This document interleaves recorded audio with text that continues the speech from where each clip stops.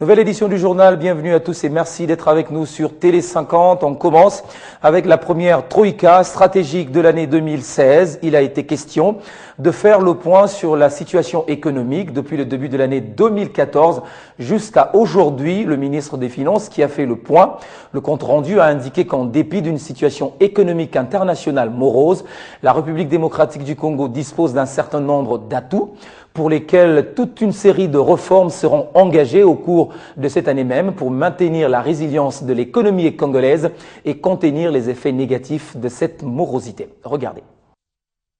C'est la première réunion de l'année.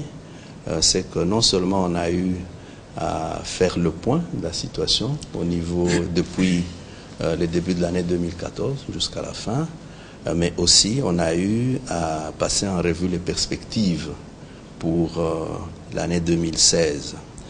C'est vrai qu'en dépit d'une situation économique au niveau international, une situation économique qu'on peut qualifier de morose, notre pays dispose d'un certain nombre d'atouts pour lesquels toute une série de réformes seront engagées au cours de 2016 pour maintenir la résilience de notre économie et ainsi contenir les effets négatifs de cette morosité de la situation économique internationale.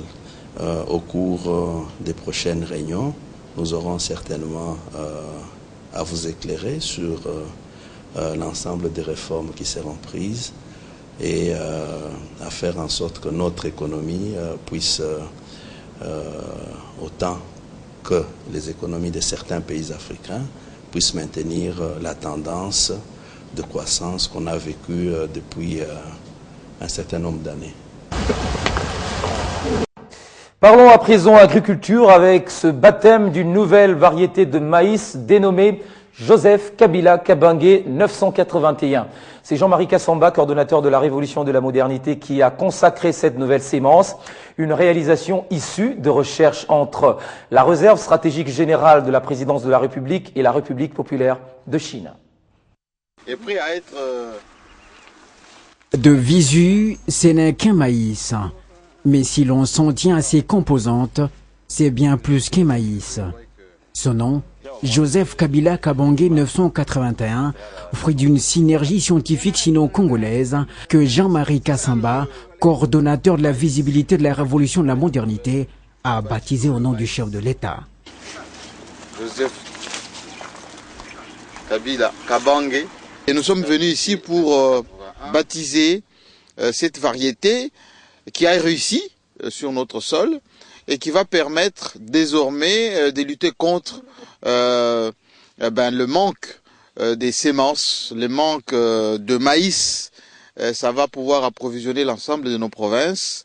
Et pour ce faire, nous allons dire, et nous le disons aujourd'hui, que le social dont on parle, pour les Congolais, c'est la lutte contre la famine. Il est donc le premier à accueillir ce céréale pour lancer la récolte de ce qui servira de sémence pour tout le pays après une phase expérimentale réussie. De quoi conforter la réserve stratégique générale de la présidence de la République dans son engagement à faire de l'agriculture un pôle important dans l'économie nationale. Et comme vous voyez, cette nouvelle trouvaille, en fait, qu'on peut appeler, est un maïs que je pourrais dire plus que parfait. Parce que nous avons beaucoup de recherches pour arriver à ça. Donc il produira beaucoup. Les semences seront distribuées à travers le pays. JKK 981 est une variété de maïs bien spéciale, née du génie agrochimique de la Chine et de la RDC à partir de ce laboratoire où même les compléments chimiques pour enrichir le sol ont été produits, explique-t-on aux visiteurs.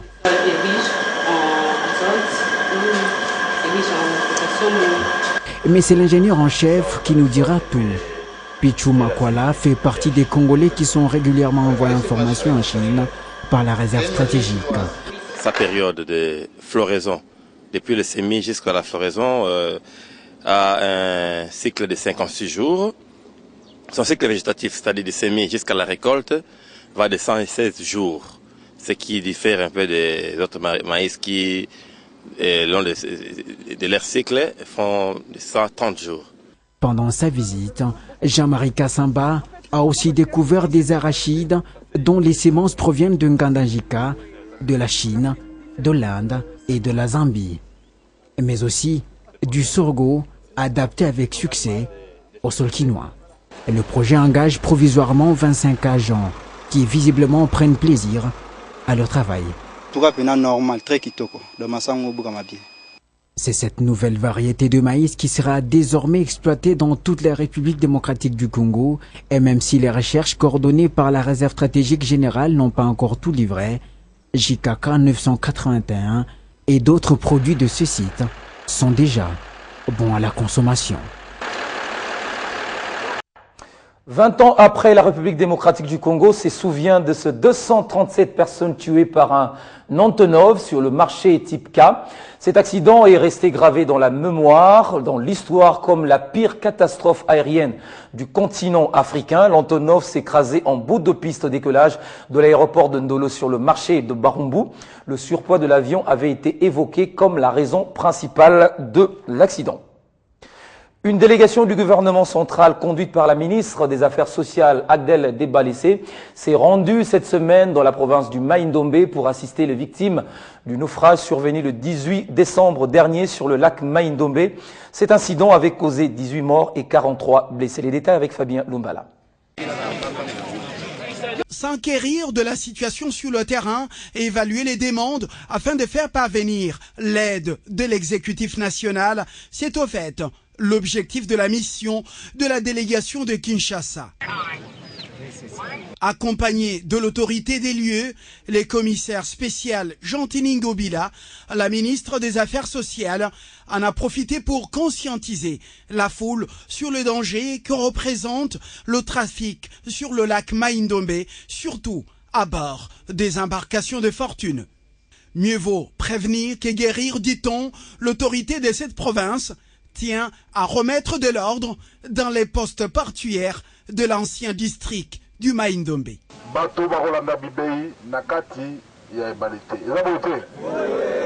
Le premier geste des visiteurs, une enveloppe du gouvernement central et quelques produits de première nécessité ont été remis en Ngobila Mbaka au profit des victimes du naufrage. Les 43 blessés pris en charge par la province à l'hôpital d'Inongo ont été visités par la délégation gouvernementale. Demain samedi, le procureur général de la République, Floribert Kabange Numbi, va décerner le prix de la prime d'excellence aux magistrats qui ont donné le meilleur d'eux-mêmes l'an dernier. Comme la première édition en octobre 2014, les critères des sélections n'ont pas changé du tout. Les actes des magistrats doivent avoir une incidence positive dans la vie des Congolais et les étrangers qui vivent sur le territoire national. Pour en parler, évidemment, nous recevons sur ce plateau François-Xavier Bilolo Kakole. Il est avocat général de la République. Bienvenue, Monsieur François. Merci beaucoup. Alors, qu'est-ce qu'on en sait par rapport à cette nouvelle édition? Oui, nous en sommes, comme vous venez de le dire, Floride, à la deuxième édition de la matérialisation de l'idée très chère à Monsieur le procureur général de la République, Flori Kabange Numbi, qui est parti d'un constat. Lequel? Le constat, c'est que lorsqu'on suit les critiques, généralement négatives, sur la qualité de notre justice, on perd de vue le danger d'occulter. Oui. Et de décourager les bons magistrats qui existent. Qui existent quand même. Effectivement. Et alors, il a compris qu'on ne peut pas passer son temps à dire qu'il y a de bons magistrats. Il faut présenter ces bons magistrats à l'opinion. Et les encourager. Et les encourager et les présenter comme étant éléments de référence pour que même s'il y a de mauvais éléments, qu'ils sentent aussi le besoin d'être bons plus tard dans l'exercice de leur fonction. Ben voilà. Mais quelle est la finalité de cette remise des prix? Mais la finalité, je viens de le dire, Floride, c'est le bon exemple. Si le mauvais exemple peut être suivi, oui, le bon exemple peut l'être aussi. Il n'y a aucun homme sur cette terre qui peut être à l'aise dans la taxation de mauvais. Chacun voudrait bien que quelque part on dise de lui qu'il est bon. Et il est bien, il est agréable d'être traité de bon. Et alors nous voulons que la culture de la bonté, de l'excellence naisse, s'affirme et se développe dans l'exercice de la profession de magistrat. Voilà, mais comment vous arrivez à déterminer pratiquement le comportement d'un magistrat pour qu'il reçoive en retour un prix? Nous ne déterminons pas ces comportements à partir de nos bureaux. Non, pas du tout. Ça se passe comment? Nous nous référons aux consommateurs de la justice. Oui. En province, nous nous référons aux autorités provinciales, c'est-à-dire le gouverneur de province, le bâtonnier de barreau de chaque cour d'appel avec son conseil de l'ordre. Mais en amont de tout cela, chaque magistrat, chaque année, et ça c'est une pratique légale, est coté par ses chefs hiérarchiques. Nous avons les bulletins de signalement. Et dans ces bulletins de signalement, le magistrat est coté excellent déjà, très bon, moyen, médiocre. Et ce critère de sa hiérarchie, oui, lorsqu'il est confirmé par les consommateurs de la province, parce que le gouverneur de province qui a la charge de la paix, oui, sur l'ensemble de sa province, lorsqu'il peut nous affirmer que tel magistrat concourt justement à l'établissement de cette paix par une bonne justice, c'est que lui n'a pas intérêt à flatter qui que ce soit, ce qu'il dit peut passer pour vrai. Et ça se limite là? Non, il y a le barreau, un avocat qui vient plaider et qui suit les interventions, parce que lui, il est technicien de droit. Le gouverneur, on peut dire que c'est un social qui ne connaît pas très bien les meilleures techniques de l'administration de la justice. Mais l'avocat, le barreau, lui, avec son bâtonnier, qui sont des chevronnés de la pratique judiciaire, peuvent, en termes techniques, nous dire qu'effectivement, tel magistrat est bon. Donc, le comportement d'un magistrat est scrupuleusement suivi. Suivi et de près, et nous sommes certains que les magistrats que nous allons présenter sont réellement bons et excellents. Voilà. Alors, la cérémonie aura lieu où et quand? Demain, au Fleuve Congo Hôtel, à l'heure de 16h, de 16h à 18h. Et ça sera télévisé, ça sera passé en direct pour que toute la communauté nationale puisse. Un dernier mot avant de terminer avec vous? Le dernier mot, c'est que j'invite mes compatriotes à encourager cette initiative, que nous ne souhaitons pas s'arrêter à cette deuxième édition, qui doit s'installer dans le mœurs de notre justice pour que même 2 siècles après, année par année, on puisse parler de magistrats excellents en République démocratique du Congo. Merci beaucoup, monsieur François-Xavier Bilolo Kakole. Je rappelle que vous êtes avocat général de la République. Merci d'avoir répondu à nos questions. L'actualité, une caravane motorisée a été organisée ce vendredi dans les grandes artères de la ville de Kinshasa dans le cadre de la campagne patriotique J'aime la RDC, je soutiens le dialogue au pays. Pour les organisateurs, l'objectif est de sensibiliser la population sur l'organisation prochaine du dialogue national en RDC. Aujourd'hui, nous commençons ce que nous appelons la caravane pour la paix et pour le dialogue. Et nous commençons avec un groupe très cible, pas le moindre. Ce sont les rois de la rue. Et les rois de la rue, ce sont les motards. C'est à travers ces mots du coordonnateur national de la campagne J'aime le Congo, je soutiens le dialogue, qu'a été ainsi lancée cette caravane motorisée de la paix sur les grandes artères de la ville de Kinshasa.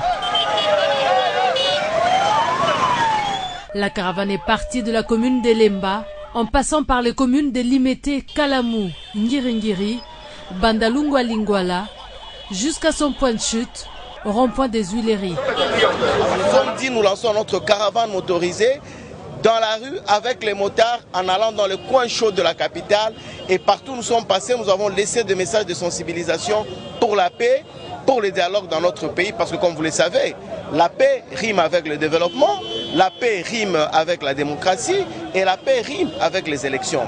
La violence est un vice par rapport à toutes ces vertus que nous venons d'énumérer. Selon les organisateurs de cette campagne, cette mobilisation a pour but de faire adhérer la population quinoise dans ce processus de l'organisation prochaine du dialogue national au pays. Pour nous, le message est en train de passer et nous allons continuer, nous allons faire du porte-à-porte maintenant. Ça sera de la sensibilisation de proximité. La manifestation s'est clôturée par la présentation officielle du comité provincial des taximens moto de Kinshasa pour cette campagne patriotique « J'aime la RDC ». Je soutiens le Congo. Autre sujet dans l'actualité, le vice-ministre de Transport et Voies de Communication Simplice Ilunga Monga poursuit la série de visites des ports viables dans la capitale congolaise. 3 sites portuaires ont été visités, notamment les ports Baramoto, Ondinga, Opombo. Tous interdits de fonctionner et juste après, Simplice Ilunga Monga s'est rendu à la régie de voies fluviales. Sur place, il s'est entretenu avec les responsables de cette structure en ce qui concerne le respect de normes de navigation. Ce jeudi, les ports de Baramoto, Ondika et Opombo étaient dans l'agenda du vice-ministre des Transports. Le